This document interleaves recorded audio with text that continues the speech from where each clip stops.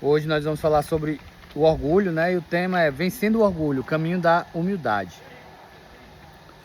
O orgulho, ele é o pai de todos os defeitos. Pai de todos os defeitos. A gente precisa quebrar primeiro o orgulho para depois ir quebrando os outros defeitos. A mentira, ela começa com o orgulho. A desonestidade. Vários defeitos começam com o orgulho. Então o ciúme é orgulho. Então o orgulho é como se fosse um defeito que depois dele ele tem as ramificações, né? Do orgulho. O orgulho, o contrário do orgulho é a humildade. A humildade. Vamos aqui, introdução, né? O orgulho é um dos maiores obstáculos para a transformação pessoal. Ele impede que a pessoa reconheça suas falhas, peça ajuda e aceite mudanças. Na psicologia, o orgulho excessivo pode funcionar como um mecanismo de defesa do ego. A pessoa cria uma imagem de autossuficiência para esconder fragilidades internas. Então, assim, imagine uma pessoa que ela é toda bem resolvidona e tal. Altamente orgulhosa, né? Não aceita a opinião dos outros, ele sabe fazer tudo, ele resolve as coisas. Essa pessoa, ela tem uma barreira, né? O orgulho, o que é? Um muro que ela mesma criou. E criou por quê? Muitas vezes na infância, ela foi destratada. Muitas vezes na infância, oi? Traumas também. Mas, às vezes uma palavra que alguém lançou sobre ela. Às vezes uma situação, ela passou fome, não sei. E aí ela cria esse mecanismo de defesa. Né? Alguém que teve um relacionamento e esse relacionamento não foi bom. Então ela cria esse mecanismo de defesa e não quer mais se relacionar. Né? Ou então ela se relaciona, mas sempre com aquele muro no meio. Né? Lá em Provérbios 16, 18 diz: a soberba precede a queda, né? A destruição. E a altivez do espírito precede a queda. A soberba precede a destruição e a altivez do espírito precede a queda. Antes de toda queda vem a soberba, né? Vem o orgulho. Antes de toda queda vem o orgulho. Muitas pessoas estão bem, quando elas começam a se achar melhor do que os outros, quando começa a, sabe, empinar o nariz, quando começa aqui dentro de uma clínica mesmo, né? Começa a achar que não precisa mais de reunião, começa a achar que já está bem e que não precisa dos outros, não precisa de ajuda, né? É uma das características do orgulho. E Deus, ele vai quebrando o nosso orgulho. Deus, ele vai quebrando o nosso orgulho. Muitas vezes a gente precisa passar por essa quebra do orgulho e não é nada bom e nada agradável quando nosso orgulho é quebrado, né? O orgulho na perspectiva psicológica. O orgulho pode aparecer através de comportamentos como dificuldade de pedir ajuda, necessidade de estar sempre certo, resistência em ouvir críticas e tendência de culpar os outros. Muitas vezes ele nasce da insegurança, do medo da rejeição e da necessidade de proteger o ego.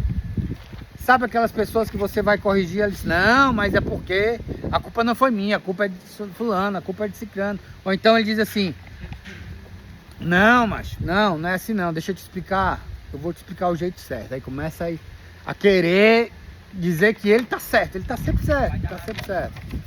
E agora, aquelas pessoas que, se você for corrigir, ele é a pessoa mais agradável do mundo. Mas na hora que você vai corrigir ela: ei, cara, isso aí tá errado, não faça isso. Vixe, a pessoa se transforma. Orgulho ferido, né? Orgulho completamente. Então, o contrário é o quê? Ô, meu irmão, tudo bem, me explica aí como é que é o que eu faço certo. Desculpe, eu vou fazer certo, vou procurar acertar. Né? É diferente. Então, eu estava falando de Deus e dei essa pausa para a gente chegar no ponto 3, o deserto de Moisés, a escola da humildade. Antes de liderar o povo de Israel, Moisés passou 40 anos no deserto. Criado como príncipe do Egito, ele teve seu orgulho quebrado no silêncio e na simplicidade do deserto. Esse período foi uma preparação profunda de caráter. Não foi à toa que, Deus é mau, Deus botou o povo lá 40 anos no deserto, né? E não, as pessoas precisavam quebrar o seu orgulho. Assim como muitas pessoas que estão na clínica precisam quebrar seu orgulho. Desculpa falar. Não sei se vocês estão pegando isso pra vocês, cara, mas quantas e quantas vezes a gente foi orgulhoso, né? Lá fora, achando que a gente podia sozinho, achando que estava certo, que nada, eu vou usar aqui, vai dar tudo certo e eu resolvo, eu faço, eu aquilo. E aí, se não tivesse acontecido isso, como é que você estaria lá fora? A gente precisa ser quebrado muitas vezes para Deus nos refazer, sabe? A gente precisa ser quebrado na mão do oleiro, né? Como se diz. O jarro quebrado, desfeito, levado para o forno, né? Para depois sair um novo vaso. Meu irmão, porque não é fácil a gente assumir. Tem gente que passa por uma clínica e sai, recai, passa. Ele não quer assumir o que realmente ele precisa mudar. Ele não quer mudar. Às vezes pode ser um comportamento, às vezes um defeito de caráter. Não estou falando da droga em si, eu estou falando de algo que leva até a droga, né? E aí tem um ditado que diz assim, o pastor de ovelhas, ele vai levando o rebanho de ovelhas. E as ovelhas que vão saindo do caminho, ele vai com o cajado e vai dando uma pancadinha. E às vezes ele puxa com aquela parte do cajado, ele puxa a ovelha para entrar no caminho de novo, né? Quantas vezes a gente foi puxado? E aí, às vezes, ele dá umas pancadinhas. Quantas vezes a gente sentiu as pancadas da vida, né? E quando a ovelha sai, para que as outras ovelhas não vão seguir ela, e a ovelha é teimosa, o pastor, ele quebra as pernas da ovelha, literalmente. Quem já criou ovelha, né? O pastor quebra as pernas da ovelha teimosa, para que ela não leve todo o rebanho junto com ela. Então, muitos de nós já tivemos as pernas quebradas, meu irmão, nessa caminhada, sabe? E alguns ainda não. Mas se continuar teimando, vai quebrar as pernas. Tipo assim, quando a gente diz, né? Irmão, quebrou minhas pernas. Pois é literalmente, né? Às vezes você precisa sofrer um acidente para que você caia na real. Às vezes você precisa ter uma overdose para você cair na real. Isso é quebrar as pernas. Às vezes a gente precisa perder tudo para que caia na real. Isso é quebrar as pernas, cara. Para que a gente volte pro caminho. Sabe? E tem gente que continua teimando. Aí vai virar churrasco, né? Se é que vocês me entendem. Aí a ovelha vai virar churrasco, vai pro fogo. As 4 fases para vencer o orgulho. Então, vamos pensar aqui como é que a gente... Certo, Leudo, beleza. A gente tem orgulho, e aí? Como é que a gente pode vencer isso? Como é que a gente pode mudar? Eu quero mudar. Beleza, primeiro é reconhecer as falhas, que é difícil. A gente tem que fazer um inventário moral, é o 4º passo. Um inventário moral bem detalhado, né? Minucioso, reconhecendo todas as nossas falhas, todos os nossos erros. Porque é muito difícil, cara, o orgulhoso dizer que é orgulhoso. Se ele é orgulhoso, como é que ele vai dizer que é orgulhoso, sabe? É muito difícil. Chama o mentiroso de mentiroso pra tu ver. O cara não vai dizer que é mentiroso. E principalmente o orgulhoso. Rapaz, tu é muito orgulhoso, cara. Né? Tem gente que quando a gente disser assim, meu irmão, tu é muito orgulhoso. Tua prepotência vai fazer com que tu tenha uma recaída. Tu é doido, é, macho? Tu quer ser o dono da verdade, não sei o que.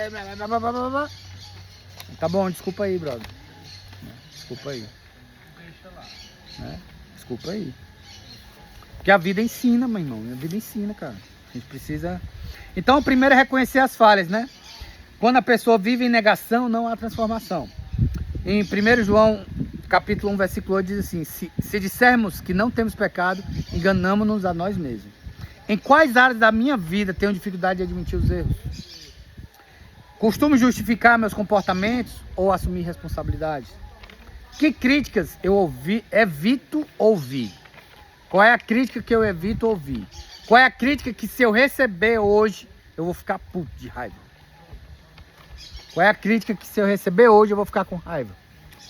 Se o cara chegar assim e apontar o dedo para mim e dizer o meu defeito, que defeito é esse? Que se ele apontar eu vou ficar com raiva. Sabe, alguns defeitos a gente já superou, que se alguém apontar, eu vou assumir. Eu disse, não, meu irmão, show, eu sei que eu tenho isso, eu preciso melhorar. Outros eu vou ficar com raiva. É aí onde está o orgulho. A gente precisa identificar assim, sabe? Humilhar-se é o ponto 2. Primeiro a gente reconhece, depois a gente se humilha, né? Eu já falei isso nas reuniões e eu sempre pensava assim, os humilhados serão exaltados. Não é porque uma pessoa foi humilhada na fila de um banco que ela vai ser exaltada, não. Não, não é isso. É você se humilhar pela sua própria vontade. É você se humilhar. É você se tornar humilde. Humilhar-se é tornar-se humilde, né? Humilhar significa reconhecer as limitações e depender de Deus e da ajuda de outras pessoas, né? Lá em Tiago 4,6 diz, Deus resiste aos soberbos, mas dá graça aos humildes. Às vezes você acha que é o diabo que está resistindo, você quer prosperar e nada dá certo, nada dá certo. Cara, é Deus que resiste aos humildes. É Deus que ainda não abriu a porta para você. Porque você é soberbo, cara. Às vezes uma porta se abre, você ganha muito dinheiro e você muda o seu jeito de ser. Tem gente aqui que se tiver uma carteira de cigarro já muda. Quanto mais se ganhasse 1 milhão, mano. Entendeu? Quanto mais se ganhasse 1 milhão. Tem gente aqui que se tiver um dinheirinho no bolso já muda. Sabe? Então, o que é que diz na palavra de Deus? Deus resiste aos soberbos, mas dá graça aos humildes, né? Mas dá graça aos humildes. Então a gente precisa se analisar, cara. A gente precisa se conhecer. Tenho dificuldade para pedir ajuda? Já no verso aqui, né? Tenho dificuldade para pedir ajuda? Eu escuto conselhos ou sempre quero ter razão? Né? Então, ponto 1, reconhecer as falhas. Ponto 2, humilhar-se. E ponto 3, arrepender-se. Arrependimento é reconhecer o erro e decidir mudar. Se eu reconheço o erro e não decido mudar, eu não me arrependi. Não me arrependi. É só de boca para fora. Agora, eu preciso reconhecer o erro e mudar. Arrepender é querer mudar. Né? Lá em Atos 3,19 diz, arrependei-vos, pois, e convertei-vos. Existe algum comportamento que eu preciso mudar? O orgulho já me fez ferir alguém?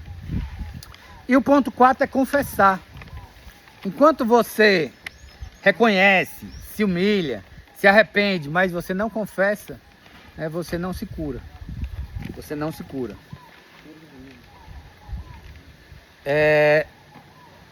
Algum cavalheiro aí dá a cadeira para ela e... Não vou buscar, não precisa. Obrigada, viu? Tá. Tá aqui uma cadeira, ó. Já foi, já foi. Quero dizer que vocês não são cavalheiros.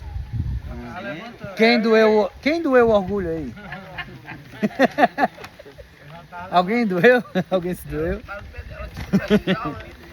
Não, foi só uma pequena brincadeira teste aqui. Vamos lá. Confessar, né?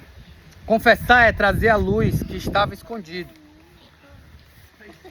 Então a gente precisa colocar na luz. Tudo que a gente esconde, pessoal, tudo que a gente esconde está nas trevas. Quem é o pai das trevas? Demônio. Quem é o pai das luzes? Jesus. Então tudo que a gente esconde está nas trevas, cara. Se eu tenho um pecado escondido, não tem como você se curar. Você precisa trazer a luz. Você precisa confessar, você precisa abrir o jogo para alguém. Não precisa ser o padre, o papa, não, cara. Para outra pessoa que você confia. Você precisa falar, sabe? Você precisa falar. Porque quando você não fala, aquilo ali está nas trevas. E aquilo ali vai lhe fazendo mal. Vai lhe fazendo mal. Você vai gerando, né? Você dá uma autorização para o inimigo agir na sua vida. Tem coisa escondida, quem é o pai das trevas. Então você está autorizado a agir na minha vida. Se eu tenho um monte de coisa ruim que está escondido. Então eu preciso passar por essas fases, né? Eu preciso reconhecer, eu preciso me humilhar, eu preciso me arrepender e eu preciso confessar, certo? E aí no confessar disso, existe algo que eu preciso confessar a Deus? Confessar a Deus, a gente recebe o perdão. Mas confessar aos outros, a gente recebe a cura. Preciso pedir perdão a alguém? E o exercício final, né? Onde o orgulho tem dominado a minha vida?